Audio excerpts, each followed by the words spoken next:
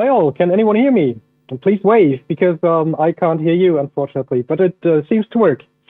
So, hi all together. I'm Stefan. I'm with ARRI, and we produce cameras and lighting for 104 years now. And only a few years ago, we also started to get engaged in the virtual production environment.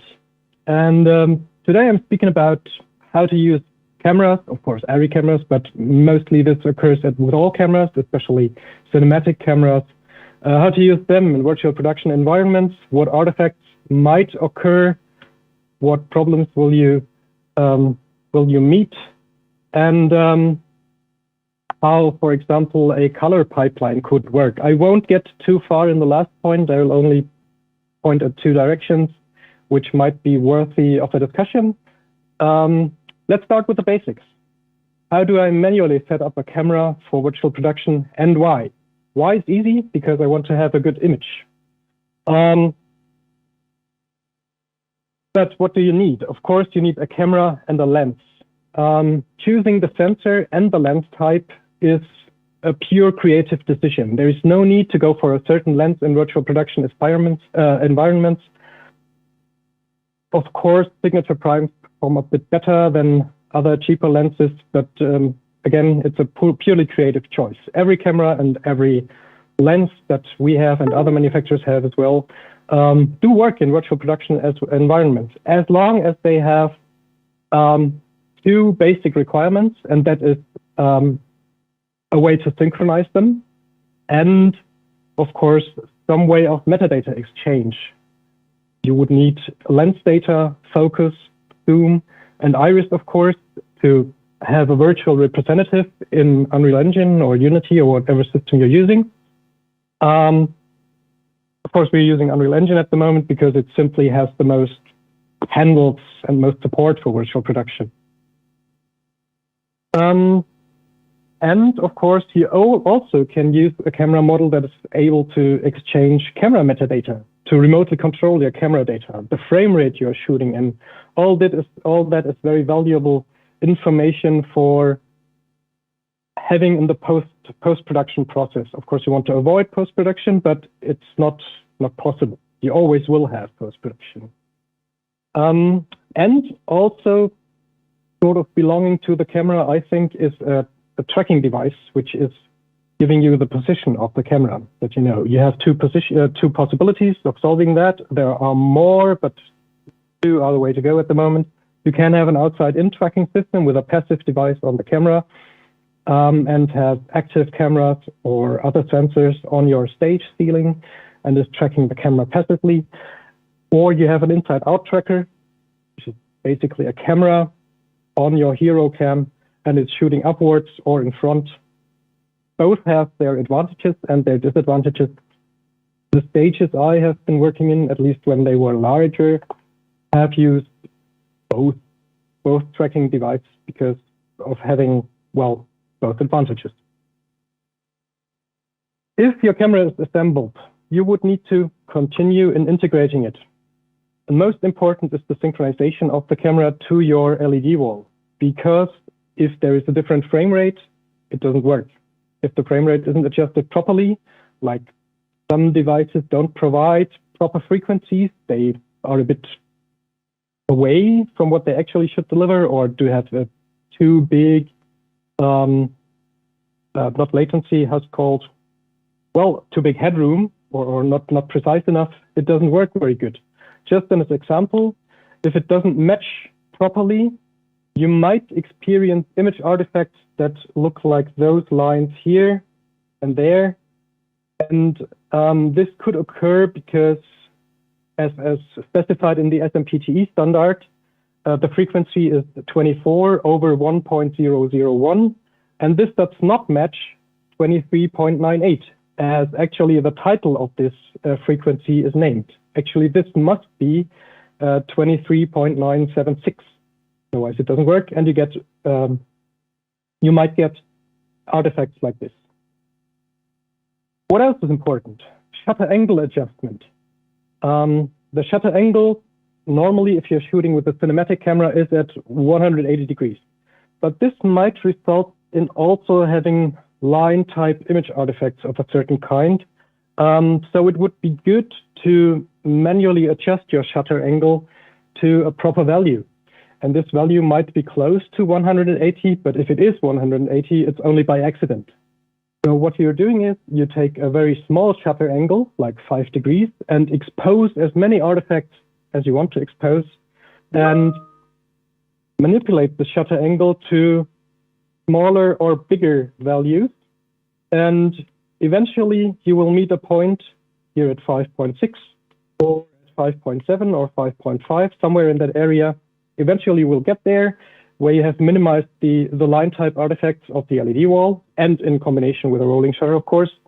There are similar artifacts with a global shutter, but they are only similar, not the same. And then you start to multiply this by an integer multiple, like 2.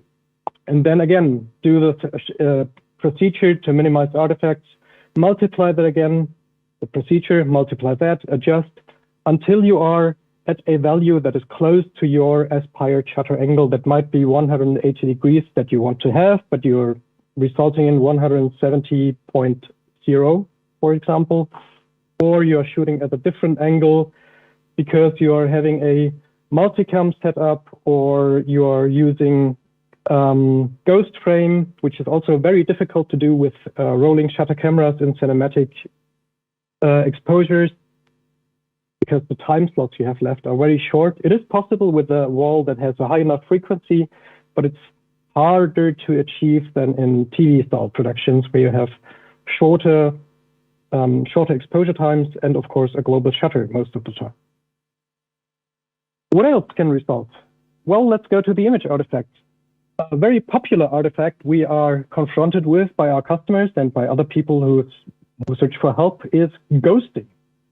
Ghosting mostly occurs if you have a double exposure, and it usually occurs if you are moving something in front of the LED wall, or if your camera is panning in front of the LED wall or tilting in front of the LED wall.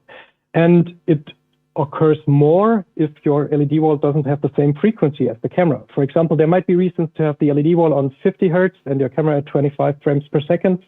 That's very possible, but don't move too fast in front of that because you will have a double exposure. And this also occurs when it's too dark. So that's the LED wall I'm in front of, and we exposed this LED wall with like, I think 50% of its brightness. And we did a very fast tilt movement. And what you see here is perfect motion blur, but no double exposure. So if you want to have fast movements, have your LED wall at a proper brightness level, and you won't run into any problems. Well, and there are other line artifacts that might occur. They have a very different origin, and it strongly depends on the LED wall you're using and the processor type it's running with. For example, many LED processors do have some certain features that enhance low-level performance. It's called dark magic or whatever. And this works sometimes, but not all the time, and you need to turn them off, because otherwise you will have artifacts that look like that. As you can see in the different grayscales, they are differently exposed, and you have those Blocko type artifacts that result on a manipulation of the PWM. We just heard what PWM is. I think you know that already. So for example, if I have a base frequency of 3,800 Hertz here, and I have a brightness of 0.5 in a linear space, you can see that half of the time the LED is on, the other half of the time the LED is off.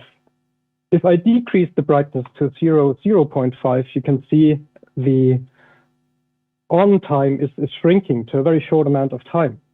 And if you want to get lower with your brightness, so lower grayscales, it might be the case that the LED processor is starting to get fancy, because it cannot diminish the time anymore the LED is on.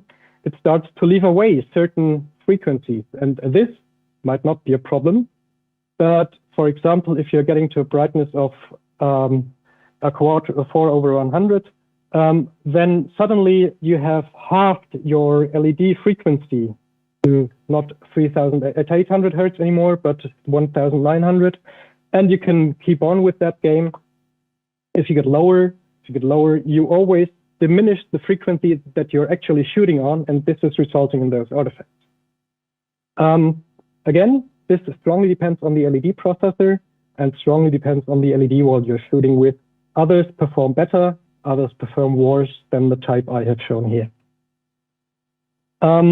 Also, some LED walls that are in the, well, not even the low price range, actually in the very high price range, but they are more consumer oriented, do have other line type artifacts because they somehow have a management that is very perfectly made for the eye, but as soon as you point a camera on it, you get line types. You can see in the wood line here that the lower part of the trees is a bit brighter than the higher parts, and this is because the lower part is exposed like 100 times to the LED wall, and the upper part is exposed only like 99 times to the LED. That's almost invisible at higher brightnesses, but if you tune down the LED wall, this artifact becomes clearly visible, and you have 3 times or 4 times exposure in the upper level of the image, and on the lower part of the image you have only 2 or 3 times exposure. So watch out for that, because that can really ruin your image. What else do we have? Well, bending, we have spoken about that. Bending occurs again in low brightness ranges. And actually what you can see here is 2 types of bending. This is the line type artifacts that Roloff showed before. And also what you see in the wood line again, that the colors are very compressed on the LED wall. So you can't display any contrast anymore. I think you're very familiar with this artifact out of other contexts, but it's always visible. It can be visible on the LED wall if it's getting too low and if your contrast isn't adapted to that. What else do we have? Moiré. We have heard of Moiré. It's a very difficult topic because Moiré is dependent on many, many parameters like pixel pitch of the LED wall, position of the camera in correlation to the LED wall. It's the camera pixel size. It's the lens that you're using, its aperture, its focal length, and other parameters that can have an influence on Moiré. And this can be very obvious as seen in those images here, but it also can be very subtle. And it's quite hard to monitor this on set live. So we are working on a Moiré planner that might actually help people, help producers, help cameramen to evaluate that feature, because sometimes you don't see it until it's too late. And sometimes you can repair it in post-productions, but sometimes not so easy.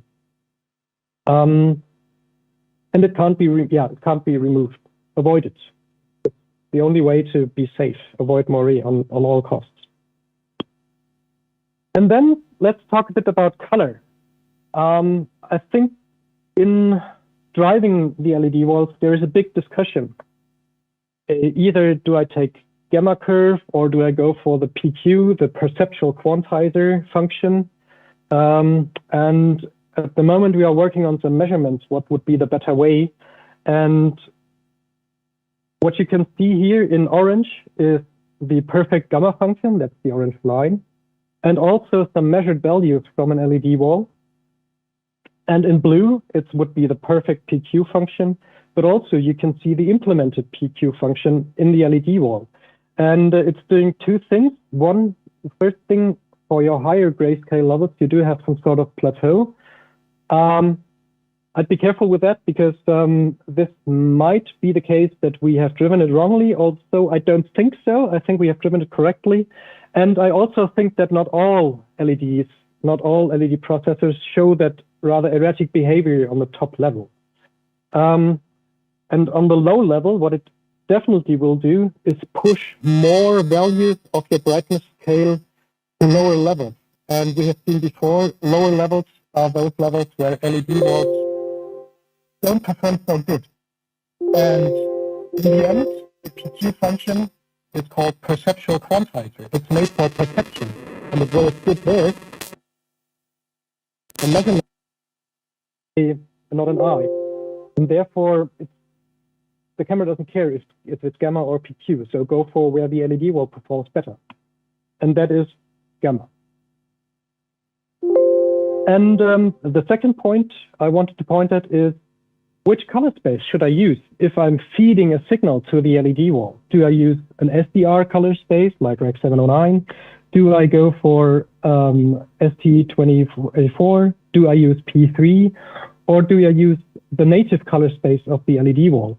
Of course, you won't use 709 except for some special productions, because it won't give you much information, as you can see, compared to the 3 dots, which are indicating the LED native color space.